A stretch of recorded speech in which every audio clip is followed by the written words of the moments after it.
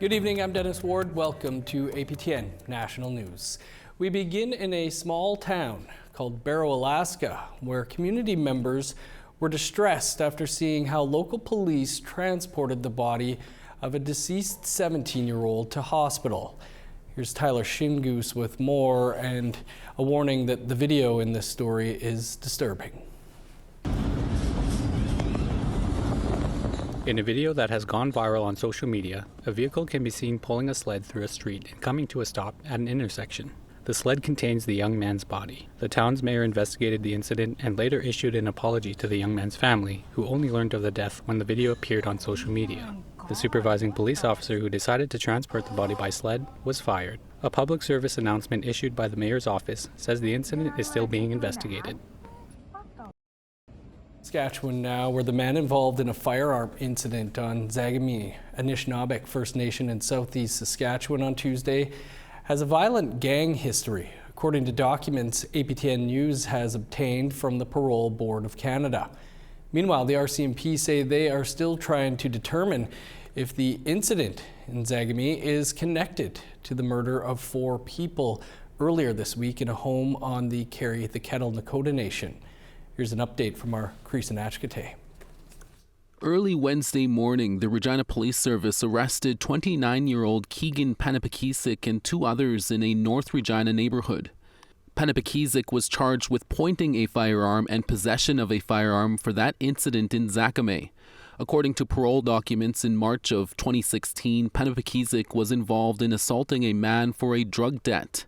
A month later, he was involved in a home invasion where a man was forcibly confined and beaten with a gun.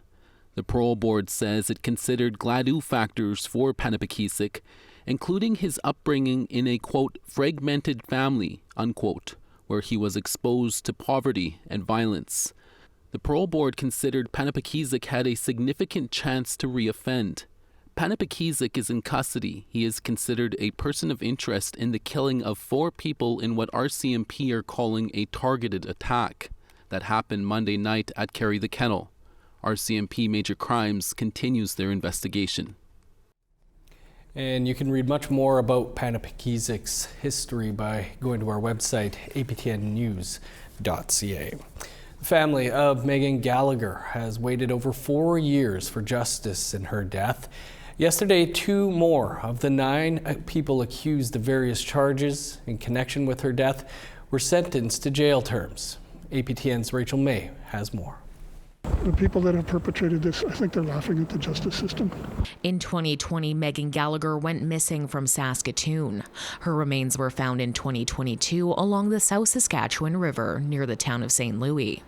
Yesterday, friends and family packed the courtroom for the sentencing of Cheyenne Petitus and Summer Sky Henry. Earlier this year, Petitus and Henry went to trial for first-degree murder in Megan's death. Last month, the pair pleaded guilty to the lesser charge of manslaughter. Before sentencing yesterday, the Gallagher family shared emotional impact statements. But Megan's father, Brian, said he doesn't believe they had any impact on the accused. They didn't care. I don't think we touched them. They sat there emotionless. Both women received 7 years for manslaughter with credit for time served. That translates to just under 6 years for Petitus and just under 5.5 for Henry. Brian says he believes this should have been a first-degree murder trial and that the sentences should have been longer. You know, and it's a real injustice to our society when you consider the same thing as something like this can happen and people can get away with this. And the people that are perpetrating it, I say they're laughing. They're having a party tomorrow and they're saying, yeah, we got away with this. 9 people have been charged in relation to Megan's death. Including Petitus and Henry, 6 have been sentenced. Ernest Vernon Whitehead, Jessica Badger, and John Wayne Sanderson were charged with indignity to human remains, with their sentences ranging from 2 to 3 years. Robert Thomas was sentenced to life in prison with no chance of parole for 18 years after pleading guilty to second-degree murder. Robin John had his charges of unlawful confinement and aggravated assault stayed. A publication ban on all evidence and testimony in court has been imposed to ensure fairness in the upcoming jury trials. Thomas Sutherland will face a manslaughter trial in spring, while Roderick Sutherland faces a first-degree murder charge and will be tried this fall. Rachel May, APTN National News, Saskatoon. The federal government has pledged $160 million over the next decade to help residents in Jasper so they recover from the devastating fire last July that destroyed about 1/3 of the popular tourist town. $30 million has been spent on 320 trailers that will be available for use next week. 240 permanent homes will be built over 3 years, rising to 500 over the next decade. 2,000 residents have been displaced due to the fires. And the Alberta government is providing $8 million in tax relief and transportation buses. It's critical to make sure that Jasperites can stay in their community as we rebuild, and as the municipality plans for the long-term housing solutions and increased density. Well, we always want to hear your feedback or story ideas. Here's how to continue the conversation. If you have a story you want to share, you can send us an email to news@aptn.ca. You can read and watch our stories by visiting our website, aptnnews.ca. You can also find us online on your favorite social media sites, including TikTok, YouTube, LinkedIn, and X. Follow APTN News to join the conversation and see our latest stories. An artist from Nipissing First Nation has designed a football for the NFL ahead of this weekend's Super Bowl. We'll speak with him after the break.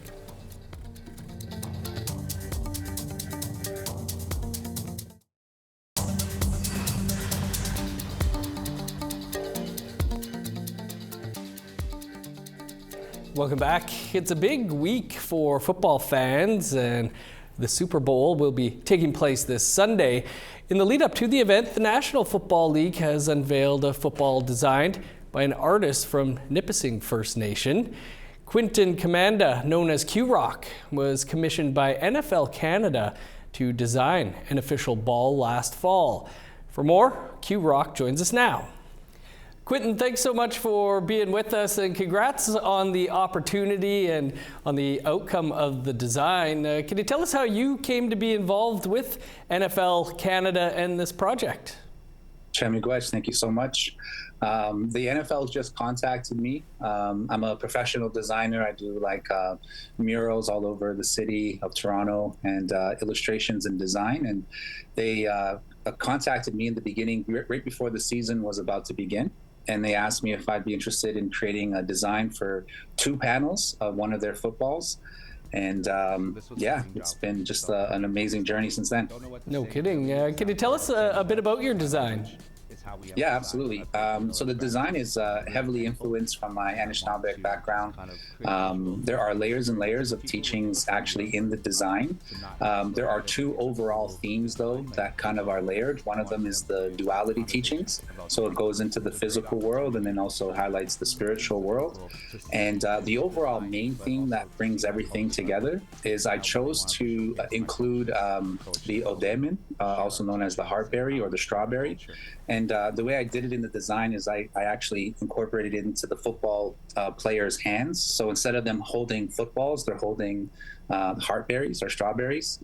And the overall theme is to show that there's a balance of First Nations, Indigenous people living here, and we're honoring the land, and it's our heart, essentially, that we're showing. And then the football is the sport of America. It's the heart of their sport. So I wanted to kind of show that marriage, that balance of relationships. Super cool stuff. The Super Bowl is basically the biggest audience on television each year, probably 120 million viewers or so. What do you hope this partnership could mean for you? For me, it's this is a huge accomplishment in my career. So I'm extremely grateful. And overall, I'm part of a bigger project. This football is part of a community group, which is known as the Dreamcatchers Foundation. And they're essentially the ones that are going to be distributing these balls across the country to Indigenous communities and different football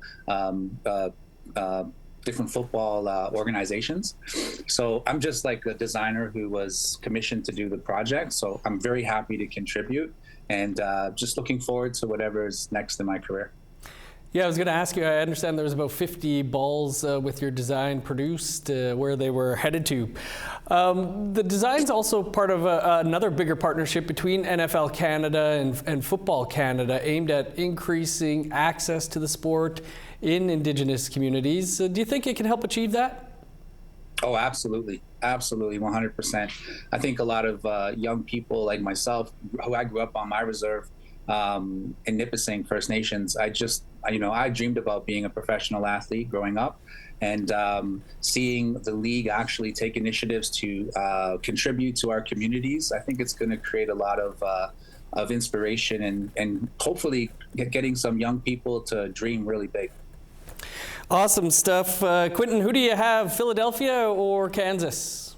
I got to go with the Eagles. It's part of it's a big sacred animal for us, a big sacred bird for us, and I feel more comfortable cheering for Eagles than I do for the Chiefs. Right, of course. Well, Quentin, again, huge congrats. The ball just looks absolutely fantastic, and appreciate you taking some time for us. Miguel, thank you for having me. Even though U.S. President Donald Trump's tariffs are on hold, a Mi'kmaq business owner is not taking any chances. She's not only preparing to buy local products, but traveling to Mexico to seek trade-friendly suppliers for her shop. Angel Moore reports. There's a lot of uncertainty in the market right now, and because I am a small business, I am going to be worried about keeping my doors open. Roberta Hibbert says the threat of U.S. tariffs is worrisome. Her small business is called The Top Stitch. A sewing supplies and tailor shop could be impacted. We've had a wonderful trade agreement with the U.S. Unfortunately, that is at risk.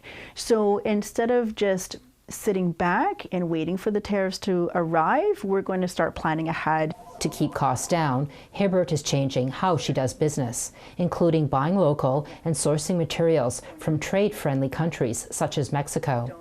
So if we can go directly to the source and work with Mexico to bring this fabric back to Canada and to be able to have it available at our store, to me that feels good. It shows that we're not only supporting Mexico market, but we're also including this into a Canadian market directly. Hibbert says her customers are also worried costs may rise, including Susan Beckerson.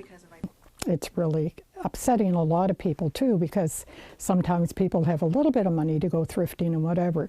So that might eliminate a little treat like that, especially for senior citizens. Krista Doucette occasionally helps Hibbert in the tailor section. She's a retired sewer with over 25 years experience and who once owned her own business, and says buying local products will help the economy. We have talked about it with my husband and I about buying more Canadian-specific products that are manufactured in Canada, because even if the goods used to manufacture don't come from Canada, being manufactured here, they still provide Canadian jobs. Robert Bernard is the Executive Director of Nova Scotia Indigenous Tourism. It will support Indigenous businesses adapt to possible tariffs. In terms of developing and offering training to them for business training development, there's a huge need for infrastructure, everything from market readiness to getting them out into participating into mainstream events and marketplaces. Hibbert has owned her own shop for 3 years. She makes ribbon skirts and sells ribbon skirt kits on the Powwow Trail. Hibbert encourages First Nation communities to support Indigenous businesses. And the most important thing right now is that our communities need to seek out these businesses that are off reserve, that are Indigenous owned and run. That is the most important thing, is the partnerships, because that's going to keep the economy strong within our circles. As the uncertainty of the economy looms, Hibbert is hoping that by avoiding U.S. products, it will lessen the impact of rising costs. Angel Moore, APTN National News, Jabuktuk, also known as Halifax. Thanks, Angel. The Invictus Games that was started in 2014 by Prince Harry kicks off in Vancouver and Whistler this weekend. Over the next 10 days, wounded war veterans will be competing in various sports.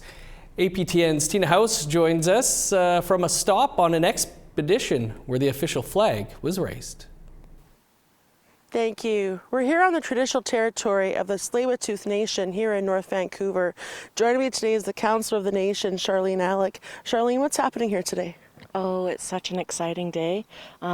Before the Invictus Games start, we have an alpine expedition, and so they've meaningfully wanted to acknowledge the land where the games are being played upon, and so they've come into the 4 host nations communities, the Lillooet, Musqueam, Squamish, and Tsleil-Waututh, and then to the games, and then opening ceremonies tomorrow. So that group of active veterans and active athletes that are taking part in the game are on the expedition, as well as a representative from each of the host nations.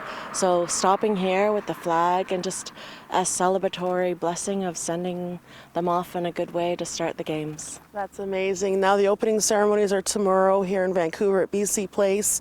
They're going to actually be walking in with the flag that's presented here in your community today? Yeah, as well as the expedition participants. That's amazing. I mean, you've welcomed some pretty big names over the years, but this has got to be super exciting. I hear that Prince Harry might be making a visit up here. Yeah, it's so heartwarming to see just that commitment of the veterans being led by Harry and of course his wife, Megan, to really, carry that torch and be those representatives. Absolutely. It is quite touching. Absolutely, and certainly a big emphasis on healing and coming together as a community, and we're going to see that today. Oh yeah, once their foot stepped on the ground, we encouraged that the healing journey as well for each of the veterans. Amazing. Thank you so much, Charlene. Thanks for joining us, and congratulations on today and being one of the 4 host First Nations and doing such an amazing job and welcoming the world here to your territory. It's such an honor. Thank you so much. Thank you. Back to you in the studio. Thanks, Tina and Charlene. Time for one last break, and then we'll speak with an artist who's been tapped to open for Ace and Abe's tour. Stick around.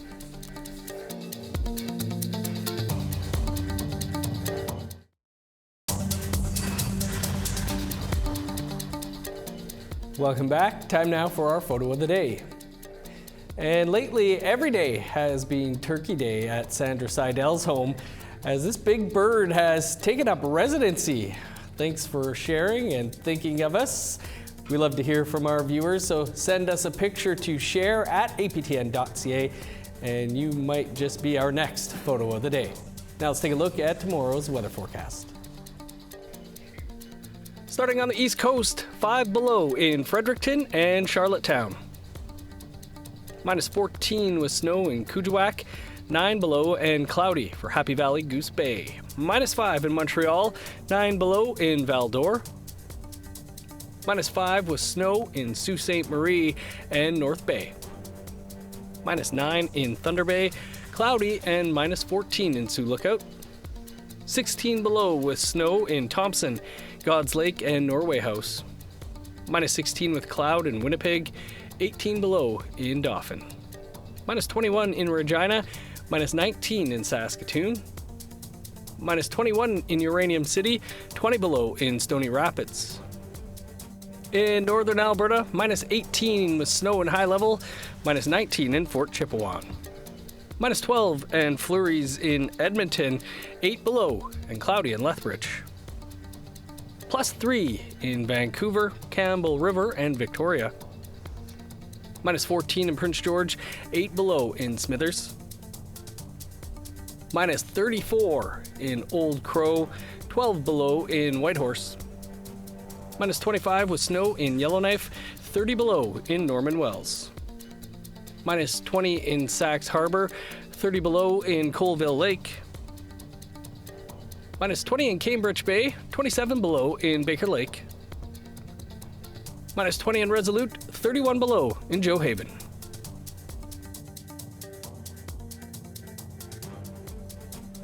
Anishinaabe and Finnish pop singer Natasha Fisher has been announced as an official opener for an OG Cree artist currently on tour. Anishinaabe released the news earlier this week. Reporter Veronica Blackhawk caught up with the singer to learn more. Yeah, oh my gosh. I feel so grateful and excited for the opportunity to open for Anishinaabe at the Access Club here in Toronto, which is like a legendary venue. And, you know, I just really want to give the appreciation and love to Anishinaabe and his team for giving opportunities to independent Indigenous artists. Hey everybody, I'm so excited to announce our first Toronto opener. This is Anishinaabe Finnish singer-songwriter and pop artist Natasha Fisher. The news couldn't come at a better time for the artist, who was working by herself to write, release, and promote new music. She shares more about her most recent single. So the song's called Another Stranger. It dropped on January 24th, and it's been my fastest growing song so far.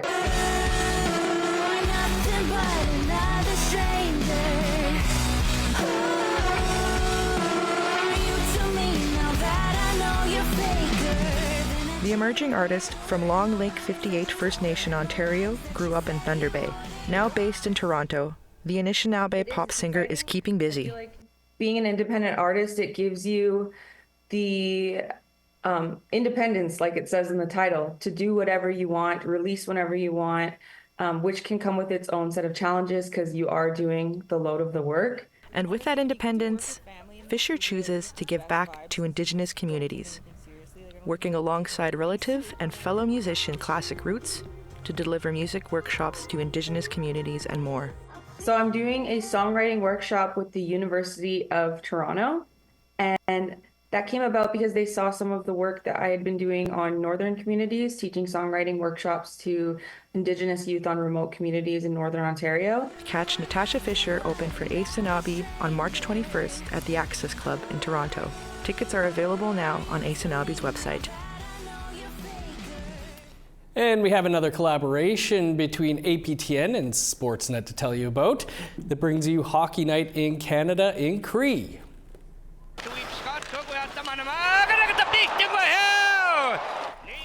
Hockey Night in Canada has been making waves in previous seasons and assists APTN in meeting its mandate to revitalize Indigenous languages. Clarence Iron will be back as the play-by-play announcer, along with line mates John Shabbat, Earl Wood, and Jason Chamakis live here at the on APTN on Saturday, February 8th. Tomorrow night, you can watch the Toronto Maple Leafs take a beating to the Vancouver Canucks. I'm just guessing, at 7 p.m. Eastern Time, coming from Vancouver. Make sure to tune in, and it's a family sports night you won't want to miss. Always an absolute blast to watch the games. Can't wait for tomorrow night. That's all the time we have for your APTN National News for this Friday. You can catch up on the week's news right here tomorrow with APTN National News Weekend. And always stay up to date by visiting our website, aptnnews.ca. I'm Dennis Ward. Marcy Miigwech, thanks so much for being with us. Stick around. Kim Sullivan is up next with our French language newscast. Have a great night.